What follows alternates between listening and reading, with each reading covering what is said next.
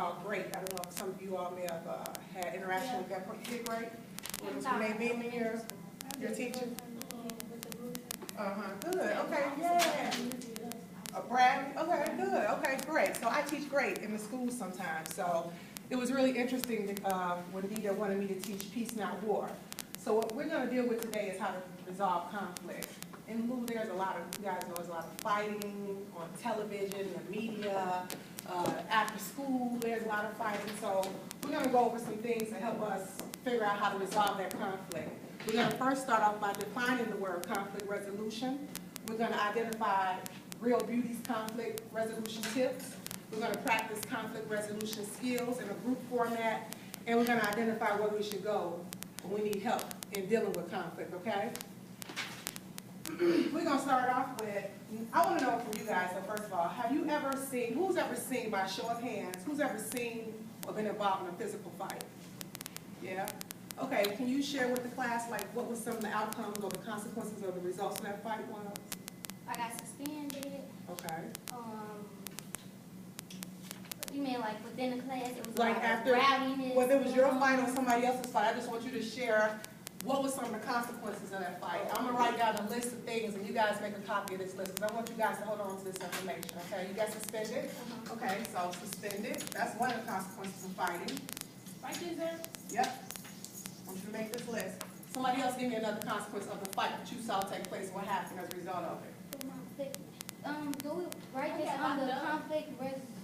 Well, we'll get to that part. I haven't got there yet, but right now we're just going to write down some of the outcomes of fighting. I didn't go to jail, but we got locked up and we was charged with a whole bunch of things. We didn't go to court. Very good. That's extremely good. You hear what she said?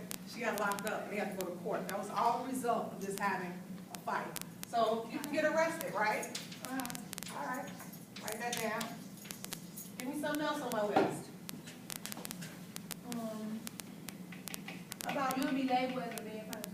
you get labeled as a violent person? Okay. So you get a bad reputation or a bad label. No, All right. you don't. Yes, you do. That's her answer. We're going to respect it. Anybody else? How about getting hurt? I was just going to say that. Okay. How about getting hurt? Injured. And some people think You say injured? Yeah. Okay, injured. That's a good one. Last one. Some people can be killed. Thank you. That's You only die. injured hurt. Absolutely. And also, it could escalate and go too far. It can escalate and go too far. So there's a lot of consequences to fight, guys. That's what I really want you guys to learn from that. And so it makes sense that whenever possible, you should try to avoid fighting. You should try to work things out.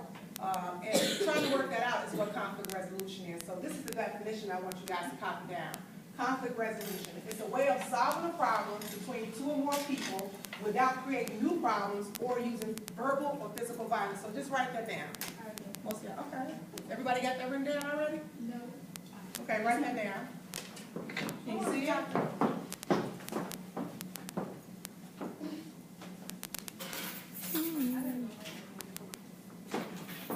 When you have to leave, just let us know. Breathe up. Okay. Everybody got that written down? Let me know when you finish. And while she's writing that down, can anybody tell me, have you ever had a chance to be in a fight where something could have turned into a fight, but you were able to resolve it before it really got to that level? Yeah. What'd you do?